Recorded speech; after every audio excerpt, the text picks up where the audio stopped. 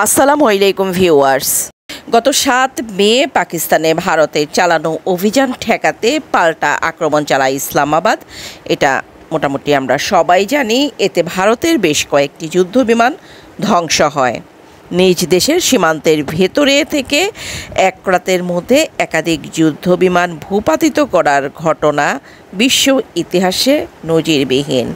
তাই আলোচনা শুরু হয় পাকিস্তানের সামরিক সক্ষমতা এবং হামলার সময় পাকিস্তানের ঘনিষ্ঠ মিত্র চীনের ভূমিকা নিয়ে। এমন পরিস্থিতিতে চীনের সহায়তায় পাকিস্তান সম্প্রতি ভারতীয় যুদ্ধবিমান ভূপাতিত করেছে বলে দাবি করেছেন ভারতের প্রতিরক্ষা মন্ত্রণালয় সংশ্লিষ্ট এক গবেষণা কেন্দ্রের প্রধান। আর এ তথ্য জানানো হয় গত সোমবার 19 মে ভারতের গণমাধ্যমের খবরে। ভারতের সেন্টার ফর জয়েন্ট ওয়ারফেয়ার স্টাডিজের মহাপরিচালক অশোক কুমার জানিয়েছেন, পাকিস্তানের স্যাটেলাইট ও আকাশ প্রতিরক্ষা ব্যবস্থাকে নতুন করে সাজিয়ে দেয় চীন। আর এ কারণেই ভারতের আকাশপথের প্রতিটি পদক্ষেপ সহজেই শনাক্ত করতে সক্ষম হয় পাকিস্তান।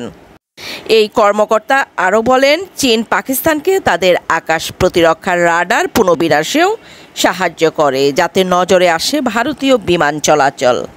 গত 22 এপ্রিল ভারত শাসিত কাশ্মীরে সন্ত্রাসী হামলার ঘটনার জেরে দুদেশের মধ্যে উত্তেজনা শুরু হয়। এরপরই পাকিস্তানের উপগ্রহ ও আকাশ প্রতিরক্ষা ব্যবস্থা নতুন করে সাজিয়ে দেয় চীন।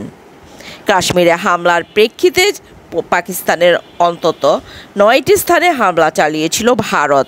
পাকিস্তান জানায়, ওই হামলায় তাদের 31 জন বেসামরিক নাগরিক নিহত হন।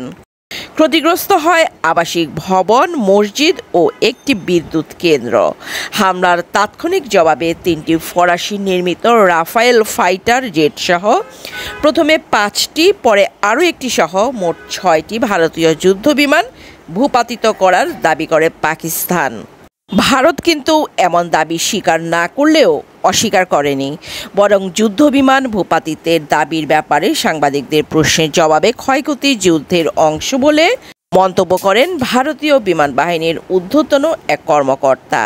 পাকিস্তানের পররাষ্ট্রমন্ত্রী ইসহাকদার জানান, হামলার রাতে পাকিস্তান চীনের তৈরি J-10C যুদ্ধবিমান এবং PL-15 ক্ষেপণাস্ত্র ব্যবহার করে। চীনের এই PL-15 ক্ষেপণাস্ত্র প্রথমবারের মতো বাস্তব সংঘাতে ব্যবহৃত হলো। বেইজিংয়ে চীনা দূতাবাসের পক্ষ থেকে এখনও এ নিয়ে কোনো মন্তব্য করা হয়নি। ইসহাকদার আরও জানান, ভোর 4টায় চীনা প্রতিনিধি দল ইসলামাবাদের পররাষ্ট্র মন্ত্রণালয়ে উপস্থিত ছিলেন, যার নেতৃত্বে ছিলেন রাষ্ট্রদূত নিজেই। আমরা পরিস্থিতি ব্যাখ্যা করি এবং তারা সন্তোষ প্রকাশ করে। তবে ভারত পাকিস্তানের এমন সংঘাতময় পরিস্থিতির সমাপ্তি ঘটে 10 মে যুক্তরাষ্ট্রের মধ্যস্থতায় পূর্ণ ও তাৎক্ষণিক যুদ্ধবিরতির মধ্য দিয়ে। ভালো থাকবেন সবাই। আল্লাহ হাফেজ।